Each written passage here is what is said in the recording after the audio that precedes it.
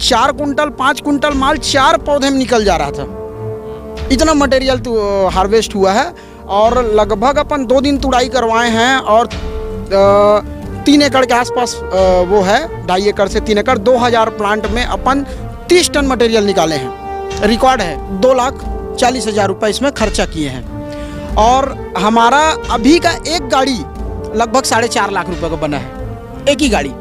और उसके पहले हम लोग 3 गाड़ी और बेच चुके हैं, 1.5 लाख रुपए का 3 गाड़ी और बेच चुके हैं। तो अगर हिसाब जमाएं शुरू से आखिरी तक का तो वही 8 से 9 लाख रुपए का हम लोग पपीता बेचे हैं अभी इसमें। F1 जनरेशन मतलब ये होता है कि जो प्रथम पीढ़ी बोलते हैं ना, जैसे हाइब्रिड बीज बनाते हैं, जो ब्रीडर लोग हाइब्रिड बीज बनाते हैं, तो प्रथम पीढ़ी जिसका सबसे ज़्यादा उत्पादन मिलता है। ये सब नर्सरी वाले नहीं बताते हैं इस चीज़ को, लेकिन मैं किसान बंधुओं को बताना चाहूँगा कि F1 पौधा ही ऑर्डर करें। समझ लीजिए ये जो ऊपर बचा हुआ है 1-2 कटिंग के बाद इसको कतली में दे देंगे हम लोग। ये आखिरी तक हम बात करें, पपीता का एक फ्रूट नहीं बचता है। अगर आप पपेन निकलवाना चाहोगे तो इसमें पपेन भी निकलवा सकते हैं, वो एक एकदम यूनिक चीज़ है, उसके बारे में किसान नहीं जानते हैं। तो जनरली सर मैं BSc AG के छात्रों को पढ़ाता हूँ, तो BSc AG के छात्रों को पढ़ाता हूँ तो जनरली उनसे पूछता हूँ कि आप क्या करना चाहते हैं आगे। तो 90% छात्रों का ये रहता है कि हम MSc करेंगे, उसके बाद फिर हम नौकरी करेंगे। उसमें 2-4 बच्चे ऐसे रहते हैं जो बोलते हैं कि सर मैं आगे टेक्निकल खेती करना चाहता हूँ, मैं इसलिए BSc एग्रीकल्चर लिया हूँ। उस बच्चे का रुझान देखना और जो नॉर्मल नौकरी करने वाला करूँगा बोलता है, उस बच्चे का रुझान देखना, दोनों में ज़मीन आसमान का फ़र्क दिखता है। नमस्कार दोस्तों, मैं ओम प्रकाश अवसर। जैसे कि आप देख रहे हैं, हम पपीता के खेत पर खड़े हैं और इस फार्म के वीडियो हमने पहले भी किया है। और ये फार्म मौजूद है, ग्राम है महाराजपुर और तहसील कौन सा? बोलला तहसील बोलला है और जिला कबीरधाम छत्तीसगढ़ है ना। और सर इस फार्म का नाम क्या है? ये सिन्हा कृषि फार्म महाराजपुर। और आपका शुभ नाम क्या है? योगेश सिन्हा।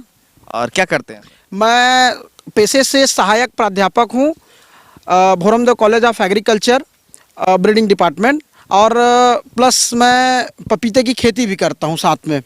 ये मेरे पिताजी हैं जो पूरा मैनेजमेंट देखते हैं। क्या नाम है सर? कुंवर सिन्हा। अच्छा, तो ये पूरा खेती आप देखते हैं? हाँ जी। अच्छा, ठीक है।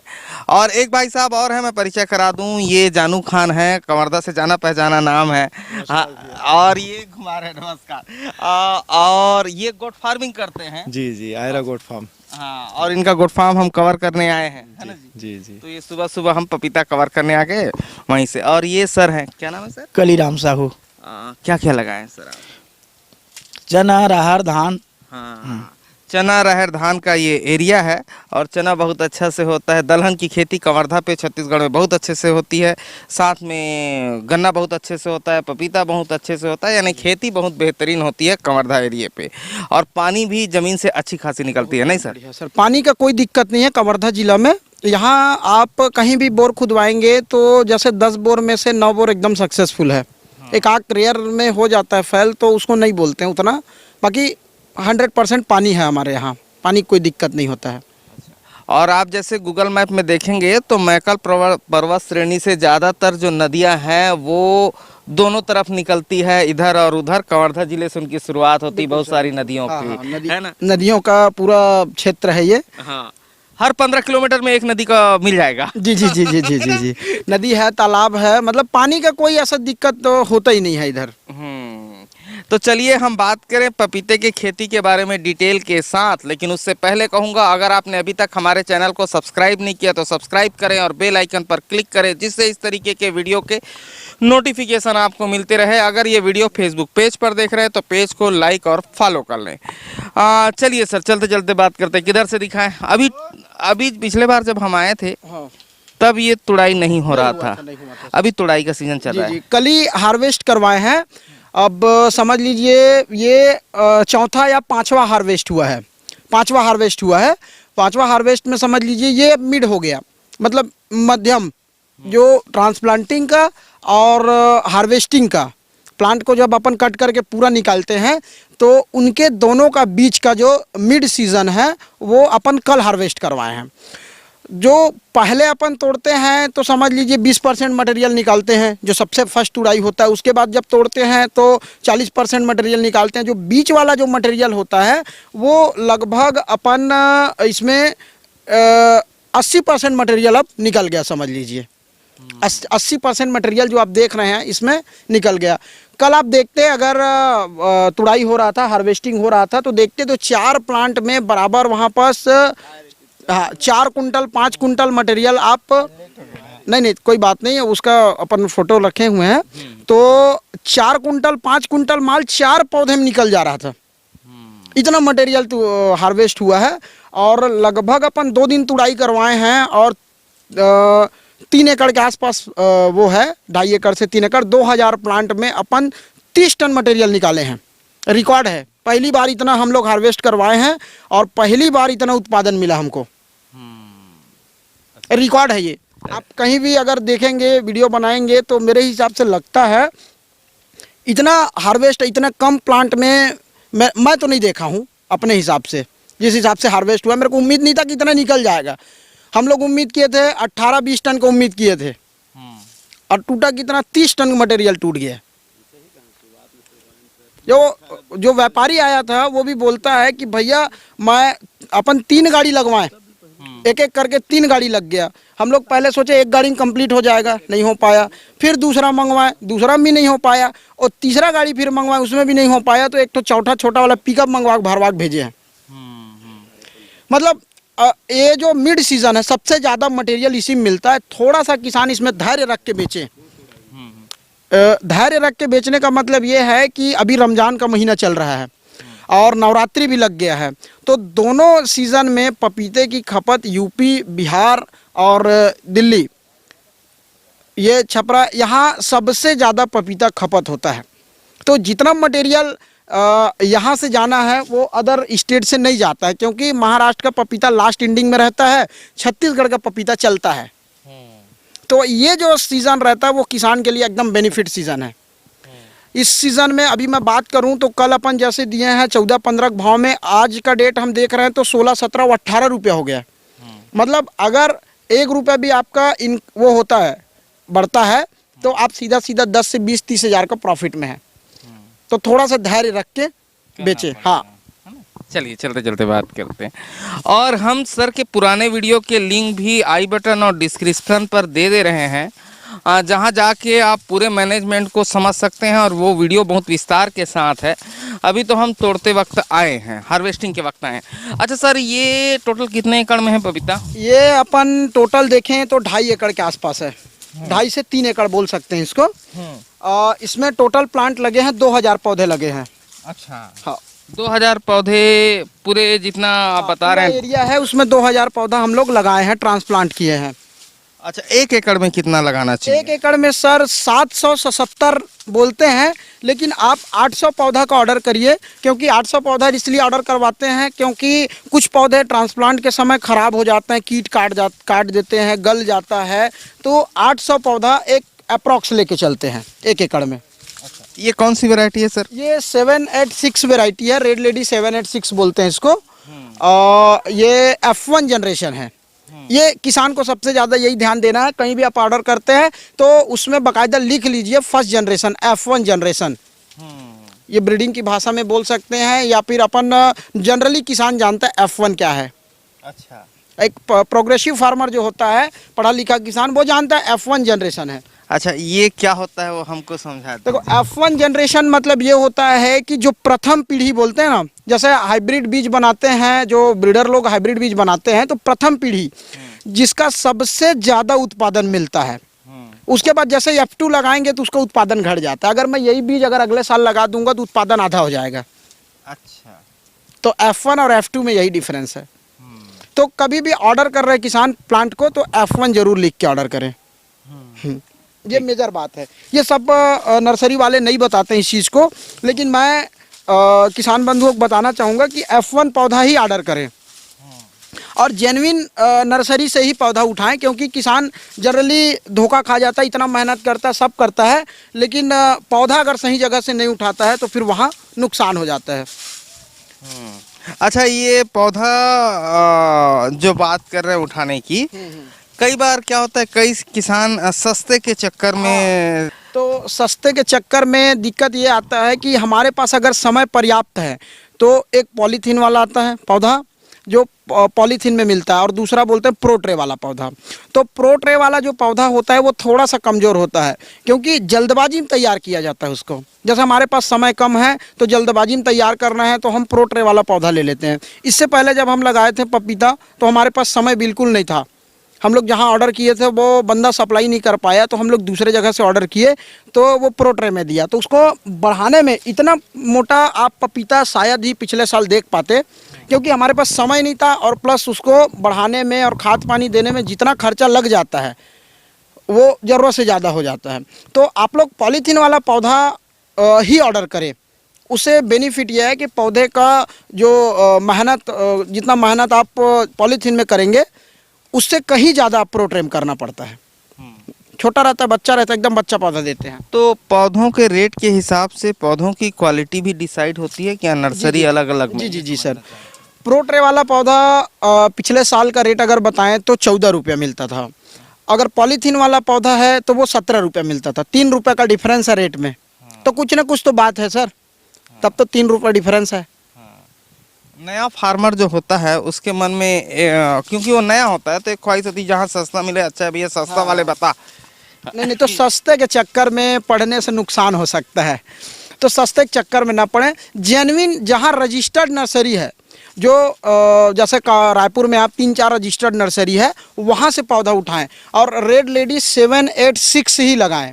वो उसका तो पहचान तो पॉलीथीन से ही पता चलता है कि कैसा है, क्या नहीं है, क्या है, लेकिन आप विश्वास पात्र नर्सरी से उठाएं उस चीज़ को।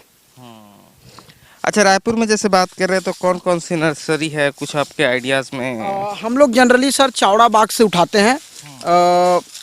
ये चौड़ा बाग अपना कुम्हारी के पास है, वहाँ से नर्सरी लाते हैं। 1-2 और हैं, जैसे AKF है, मितुल इंटरप्राइजेस है, और भूपेन साहू जी का है।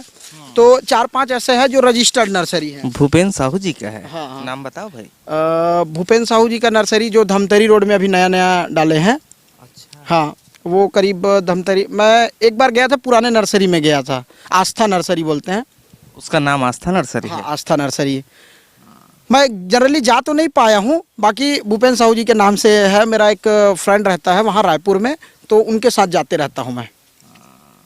छत्तीसगढ़ियों की जब नर्सरी हो या काम हो तो हमारी भी आस्था उसमें जग जाती है कि छत्तीसगढ़िया आदमी कर रहा है, तो एक अलग से खुशी होता है, मन में खुशी का लहर पैदा होता है कि छत्तीसगढ़िया आदमी कर रहा है ना भाई? बिल्कुल बिल्कुल सर, बिल्कुल सर। नर्सरी तैयार करना कोई मतलब वो नहीं है, मेहनत वाला काम नहीं है। बाकी इसमें थोड़ा सावधानी देके करना पड़ता है सर, क्योंकि 45 दिन का नर्सरी है ये। पपीता जैसे एक चीज़ किसान को मैं बताना चाहूँगा कि जैसे आप जब भी पौधा ऑर्डर कर रहे हैं, अब हमारा समझ लीजिए मिड का कटिंग हो गया, एक कटिंग और कराएंगे, उसके बाद पौधे का नेक्स्ट ईयर पौधे का हम ऑर्डर कर देंगे। तो आप यही चीज़ ना, किसान हमेशा धोखा खा जाता है। पौधे का ऑर्डर 45 दिन पहले देना है।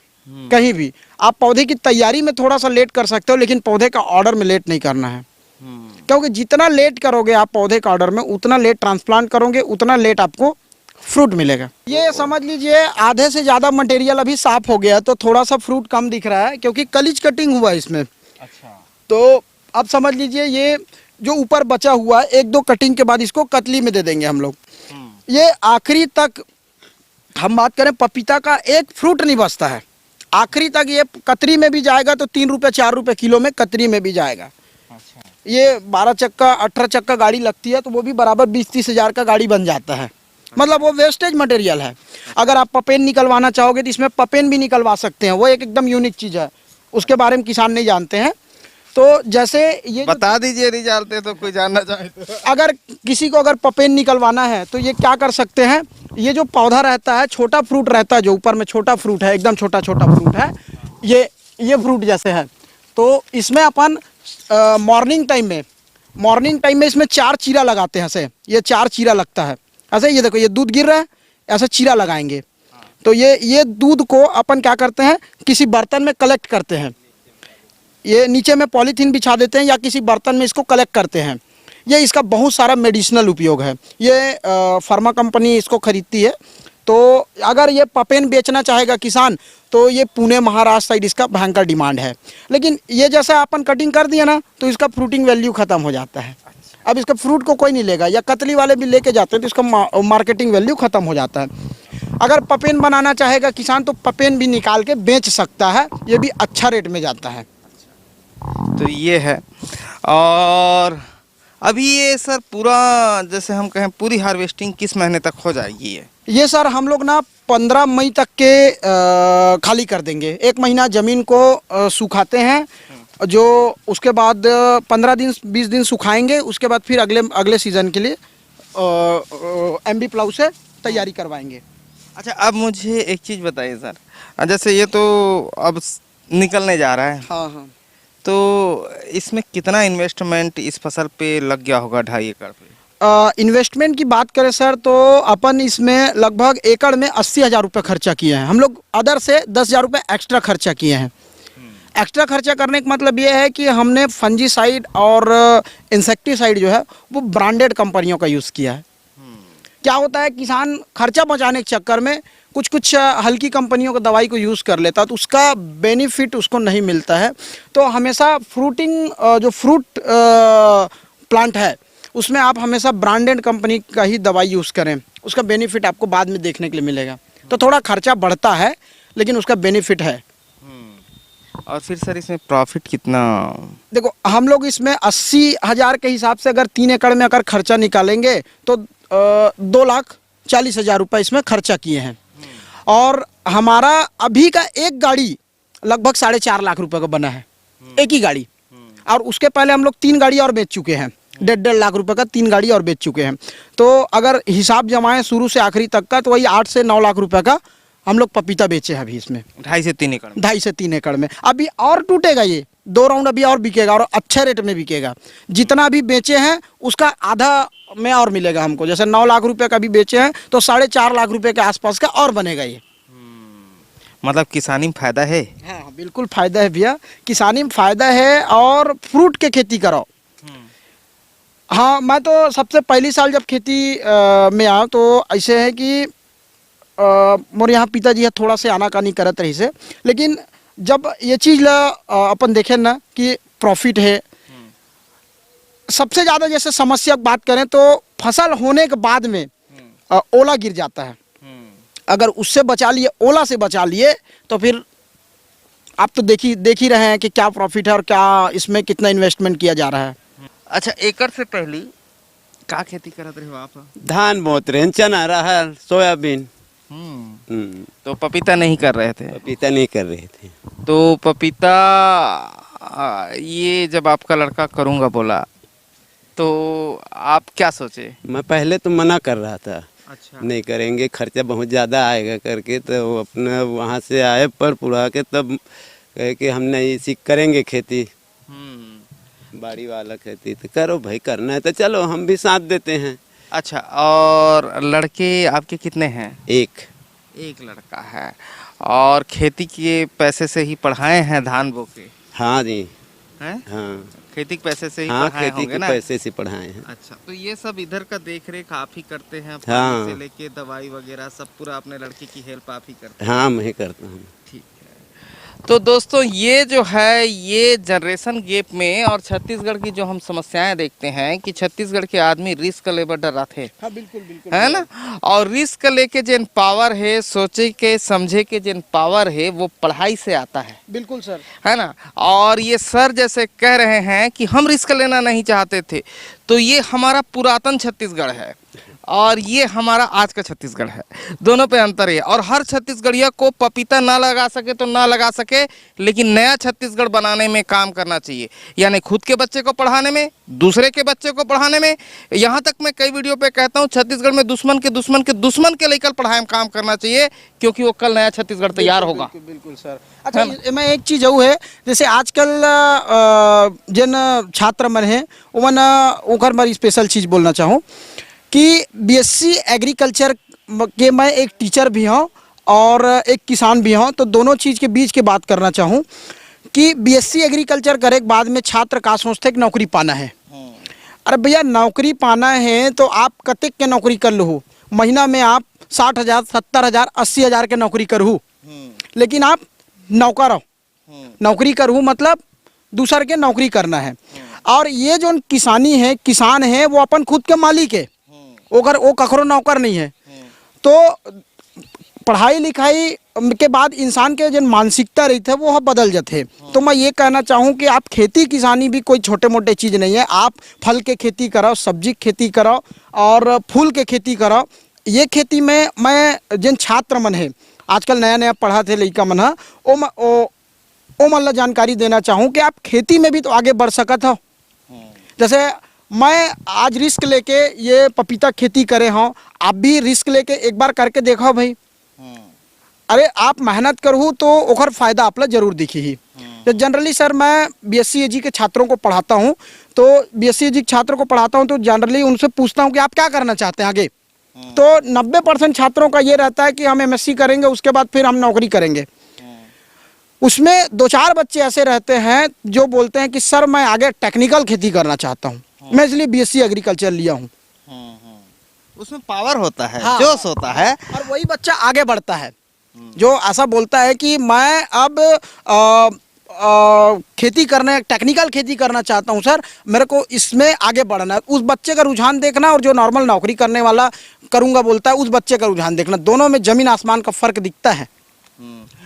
नौकरी के बारे में मेरा ये कहना है, जिससे कुछ नहीं हो सकता, जो बाकी कुछ नहीं कर सकता, वो चुपचाप नौकरी कर ले। बिल्कुल सर।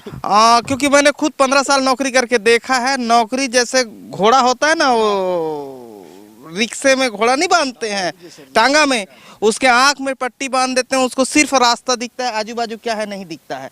तो वो जब सुबह उठ के ड्यूटी जाता है और शाम को ड्यूटी से आता है, दिन भर ऑफिस में पॉलिटिक्स होता है, जैसे मुख्यमंत्री बन जाएगा उस पॉलिटिक्स से सब लोग उसी में लगे हैं कि बॉस को कैसे रिझाने हैं। यही काम हमने भी किया है और ऐसा लगता है कि ये पॉलिटिक्स करके सीधा वो प्राइम मिनिस्टर हो जाएगा, बड़ा मंत्री हो जाएगा, ऐसा उसको लगता है उस वक्त कि हम बड़े मंत्री हो जाएंगे, ऐसा करेंगे तो ये पॉलिटिक्स में। तो यही सिखाती है नौकरी, एक्स्ट्रा चीजें करने का मौका नहीं देती, तभी तो हमने छोड़ दिया। इसमें आप ये कितना दिन में तैयार होता होगा? ये सर जनरली अपन बात करें 9 से 11 महीने की खेती है। पहला प्रोडक्शन। हाँ, ये पहला प्रोडक्शन अपन लेते हैं 7 से 8 महीना में पहला प्रोडक्शन ले लेते हैं। सेकंड, हाँ, सेकंड टोटल तुड़ाई करते हैं। 3 महीना टोटल तुड़ाई करते हैं अपन। जनवरी से 15 जनवरी से तुड़ाई स्टार्ट करते हैं, तो फरवरी, मार्च और अप्रैल तक के तोड़ते हैं।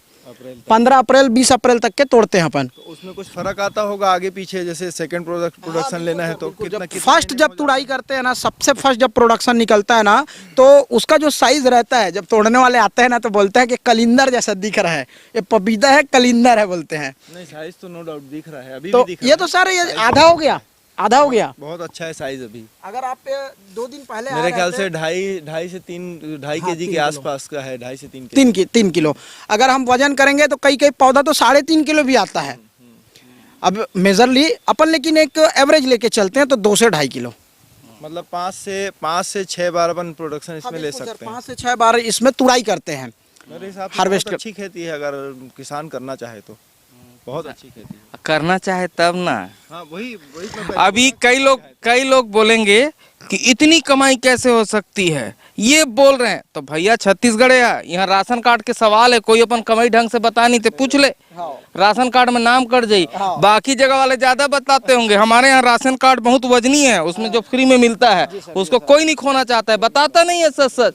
और अगर कोई बता दिया तो वो सही बता रहा है, ये मान के चलो। हर किसान बताने लग जाए कि मैं 20 लाख साल का कमाता हूँ, तो फिर वो राशन कार्ड फिर कोई महत्व ही नहीं, कट जाएगा उसका। इसलिए नहीं बताते हैं। तो छत्तीसगढ़ में कोई बता रहा है समझ ले। और मैं कहता हूँ कि बेचने वाले के कैपेसिटी या ताकत निर्धारित करती है कि उस मटेरियल को कितने में बेचता है। ये पपीता अगर आप 15 रुपए में बेचते हैं, 20 रुपए में बेचते हैं, तो बेचने वाला इसको 40 में भी बेच देगा। और नहीं बेचने वाला 40 पैसा में बेच नहीं सकता, मैं चैलेंज करता हूँ, नहीं बेच सकता है। जिसमें औकात नहीं है वो नहीं बेच सकता है। सर बिल्कुल। अभी आज के डेट में ये रमजान महीना चालू हुआ है, तो पटना में हम रेट पूछते हैं तो वहाँ 27 रुपए से 30 रुपए पपीता चल रहा है। अगर दिल्ली मार्केट की हम बात करेंगे तो वहाँ 45 रुपये पपीता चल रहा है।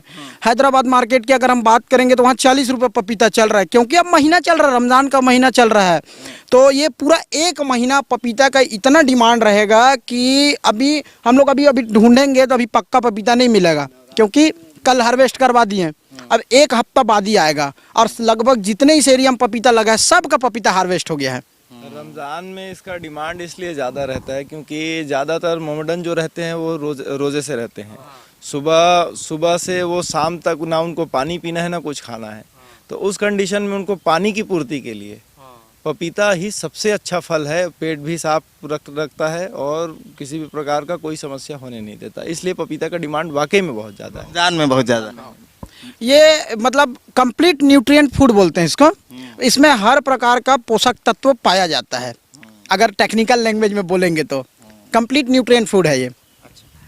तो ये है काम करने की ताकत और कैपेसिटी। जैसे मैंने कहा कि नहीं करने वाला दूसरों को दोष दे देगा, हाँ, बिल्कुल। अपनी कमजोरियों के लिए दूसरों को दोष देगा। जो नहीं कर सकता है और जो कर सकता है दूसरी की कमजोरी का फायदा उठाकर खुद कर लेगा। ये एक सक्सेस और कमजोर आदमी का फर्क है। तो अलग अलग आदमी की अलग अलग कैपेसिटी है, वो उसी हिसाब से कर सकता है। कोई फेल हो गया इसका मतलब ये नहीं कि उस गणित में दूसरा पास नहीं होगा, और कोई पास हो गया इसका मतलब ये नहीं कि उस गणित पे दूसरा फेल नहीं हो सकता है।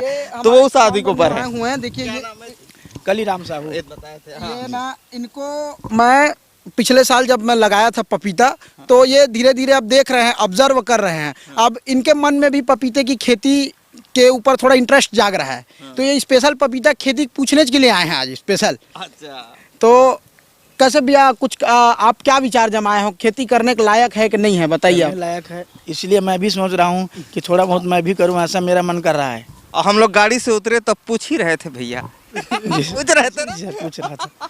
पूछ रहे थे, गाड़ी जैसे उतरे ना आप घर गए तो आपसे पूछ रहे थे ना जानू भाई। ठीक।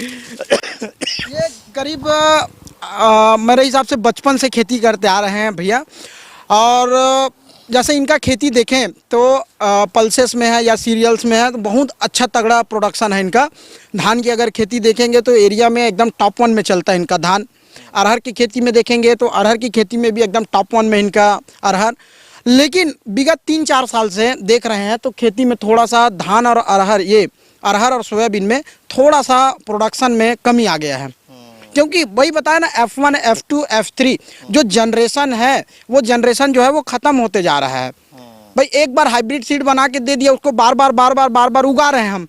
मार्केट में जो मिल रहा है हाइब्रिड सीड, जरूरी नहीं है कि वो हाइब्रिड ही दे रहे हैं, किसान से ही खरीद के उसको चाल के बेच दे रहे हैं, तो वो किसान वो चीज़ को नहीं समझता है। तो इसीलिए प्रोडक्शन घटने का जो कारण है, प्रोडक्शन घट रहा है, वो उसका कारण, एक कारण ये भी हो सकता है। तो दोस्तों ये बहुत सारी बातें हुई पपीते के खेत के बारे में, और एकदम डिटेल समझना है तो हमने आधे घंटे का पिछला वीडियो और किया है। उसके लिंक मैं आई बटन और डिस्क्रिप्शन दोनों पर दे रहा हूँ, उसको देख लीजिए, इसको देख लीजिए। पूरा बहुत सारे सवालों के जवाब आपको मिल जाएंगे। और जैसे मैं कह रहा था कि शिक्षा पर काम होनी चाहिए, शिक्षा पर काम होने से हर करना सबकी जिम्मेदारी है, पढ़ना सबकी जिम्मेदारी है, पढ़ाना सबकी जिम्मेदारी है, उससे बेहतर कल होगा हमारी। और नौकरी पर जैसे उन्होंने बात की कि छत्तीसगढ़ के जो नवा लड़का है तो नौकरी के पीछे लगे, तो उन लोगों को पूरा छत्तीसगढ़ घूमना चाहिए, गांव-गांव घूमना चाहिए पढ़े के बाद, और देखना चाहिए कि छत्तीसगढ़ियों के घर बिना नौकरी, जब हम नौकरी के पीछे नहीं भाग रहे थे, प्राइवेट नौकरी के पीछे नहीं भाग रहे थे, तब अतका चौड़ा हमारे यहाँ दीवार होत रही से, ठीक है। हमारे मन के दरवाजा इतना बड़े रही से, और खंभा इतना पुराना रही, 2-2 साल के खंभा खड़े, वो शान शौकत भी देख के समझना चाहिए कि ये कहाँ से आ रही से, और बेहतर करना चाहिए और खुद मालिक बने, ये हर छत्तीसगढ़िया सोचना चाहिए। नौकरी के पीछे सब जन भागी तो नौकरी दी कौन है ना भाई। एक मैं छोटे से शब्द बोलना चाहूँ, बड़ा नौकर बनने से अच्छा छोटा मालिक बनो, छोटा मालिक बन जाए। और यही हमारे चैनल का ध्येय है कि छत्तीसगढ़िया मन मालिक बने, छत्तीसगढ़िया मन रोजगार करें, व्यापार करें, ये हमारा ध्येय है। तो धन्यवाद, मैं ओम प्रकाश अवसर। वीडियो अच्छा लगा तो वीडियो लाइक कर लें। धन्यवाद।